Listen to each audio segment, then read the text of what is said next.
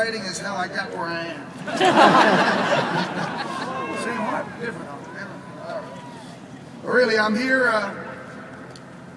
today for Wisconsin, America, and for President Obama.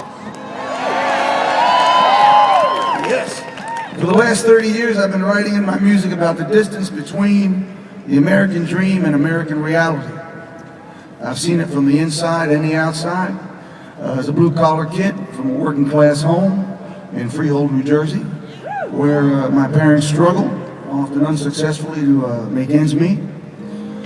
To my adult life, where I visited the Ninth Ward in New Orleans after Katrina, or meeting folks from food pantries all around the United States who work daily to help our struggling citizens get through the hard times we're suffering. The American dream and American reality. Our vote tomorrow is the one undeniable way we get to determine the distance in that equation. Tomorrow, we get a personal hand in shaping the kind of America we want our kids to grow up in. I'm a husband, I'm a dad, my lovely wife Patty is here with me. We got 3 kids growing up and on their way out into the world. I'm 63. Patty is much younger, much younger. But we both lived through some galvanizing moments in American history. We lived through the civil rights struggle, the peace movement, the women's movement. We played in East Berlin 1 year before the fall of the Berlin Wall. And we were with Amnesty International a year before the release of Nelson Mandela and the end of apartheid. These were days when you could feel the winds of change moving and the world shifting beneath your feet. And we both remember another galvanizing moment, the night that President Obama was elected.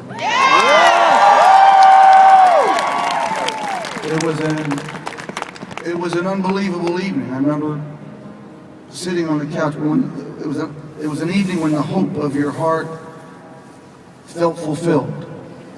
When you could feel the locked doors of the past, you could feel them being blown open to new and unimaginable possibilities, to hope and to change. But today, we have another battle. Now we're charged with the hard daily struggle to make those possibilities real and enduring in a world that challenges your hopefulness, a world that is often brutally resistant to change. We've lived through that struggle over the past 4 years when the forces of opposition have been tireless. I stood with President Obama 4 years ago, and I'm proud to be standing with him here today. Because he promised me a ride on Air Force One. But I am thankful for the historic advances in healthcare. I'm thankful for a more regulated Wall Street that will begin to protect our citizens from the blind greed of those who overreach. My dad worked on a Ford assembly line when I was a child, and I'm thankful that we have a president that had faith in the automobile industry, and that General Motors is today making cars. What else would I write about? I'd be out of a job.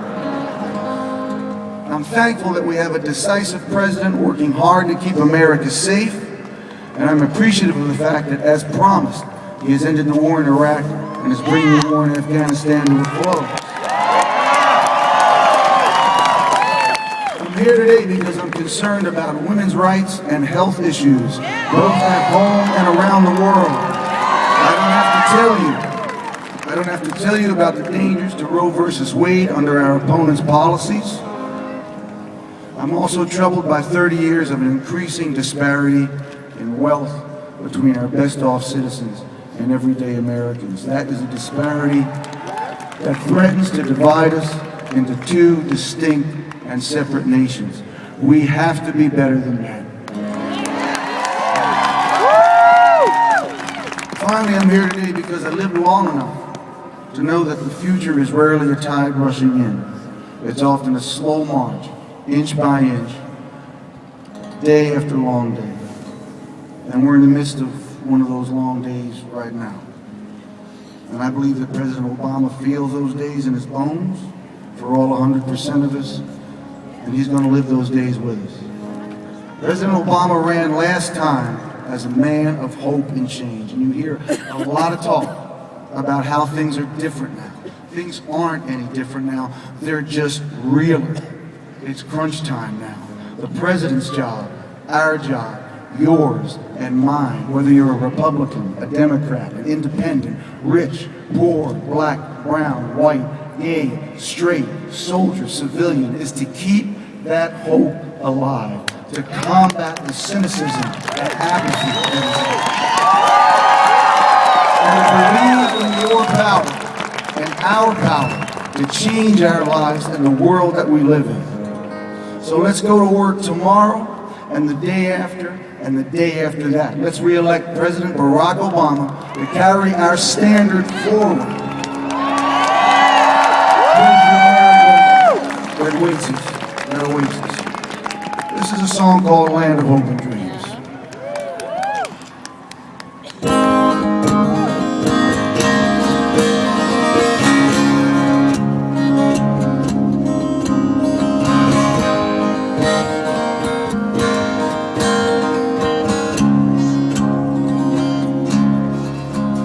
Grab your ticket and your suitcase.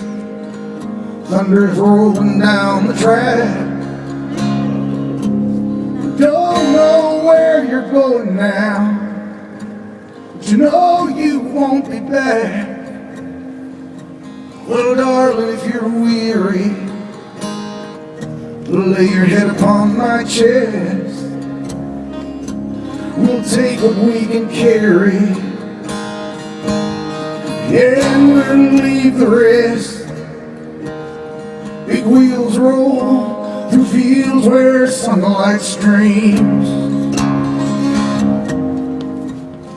Meet me in a land of hope and dreams.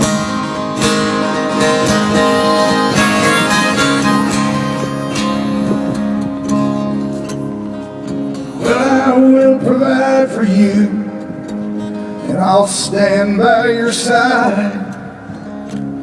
You'll need a good companion now for this part of the ride.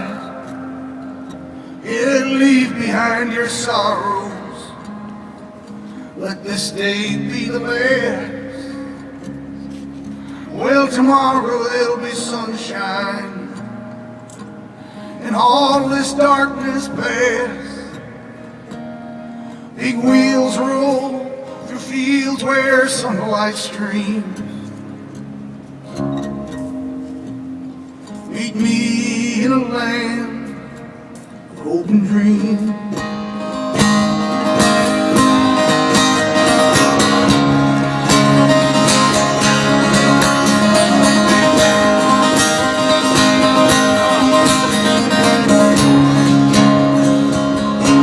Well, this train carries saints and sinners.